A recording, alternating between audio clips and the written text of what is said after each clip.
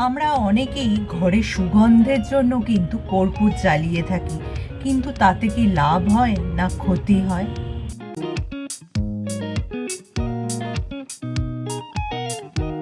Hello friends, welcome back to my channel. আমার সব বন্ধুরা কেমন আছো? নিশ্চয়ই সুস্থ আছো এবং ভালো আছো। আমরা যখনই কোনো মন্দিরে যাই, দেখবে মন্দির চত্বরে দাঁড়িয়ে মনটা কিন্তু মনে হয় শান্ত হয়ে গেছে।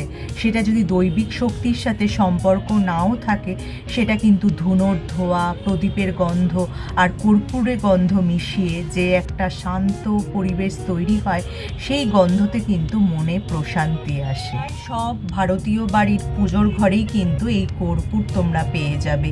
এক্ষেত্রে গবেষকরা বলছেন এই কর্পূর কিন্তু আমাদের স্নায়ুতন্ত্রকে শান্ত রাখতে সাহায্য করে।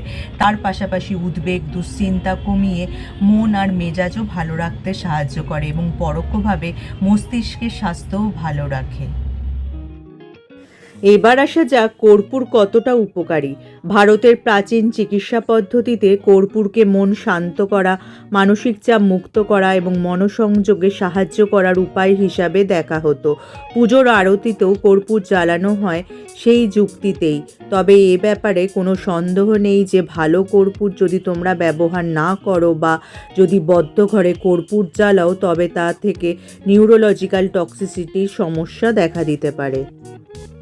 এবার আসা যাক এই কর্পূর কীভাবে ব্যবহার করা উচিত। প্রথমেই বলবো, কর্পূরটা কেনার সময় অবশ্যই দেখে নেবে সেটা খাঁটি কিনা, কারণ বাজারে যেসব কর্পূর পাওয়া যায় সেগুলো কৃত্রিম পদার্থ বা রাসায়নিক দিয়ে তৈরি হয়, যার ধোঁয়া কিন্তু আমাদের শরীরে ক্ষতি করে। এক্ষেত্রে কিন্তু খাঁটি যে কর্পূর, সেটা কিন্তু কর্পূর গাছের কাঠকে পুড়িয়ে তার বাষ্প ঘনীভূত করে তৈরি হয়। আর কর্পূর যখনই জ্বালাবে সেই ঘরে যাতে যথাযথ বাতাস চলাচল করে, সেদিকে কিন্তু তোমাদের খেয়াল রাখতেই হবে। তাহলে যদি আজকে আমার টিপসগুলি তোমাদের কাজের মনে হয় বা তোমাদের উপকারে আসে, লাইক আর শেয়ার করে দিতে একদমই ভুলো না। যারা আমার এই চ্যানেলটা প্রথম দেখছো, চ্যানেলটাকে অবশ্যই সাবস্ক্রাইব করে নিও এরকম উপযোগী ভিডিও আরও দেখার জন্য। তার পাশে যে বেল আইকনটা আছে, ওটা প্রেস করে অন করে দিও, যার ফলে যখনই আমি ভিডিও আপলোড করব, নোটিফিকেশান তোমাদের কাছে পৌঁছে যাবে। আজ তাহলে আসি, আবার দেখা হবে আগামী পর্বে।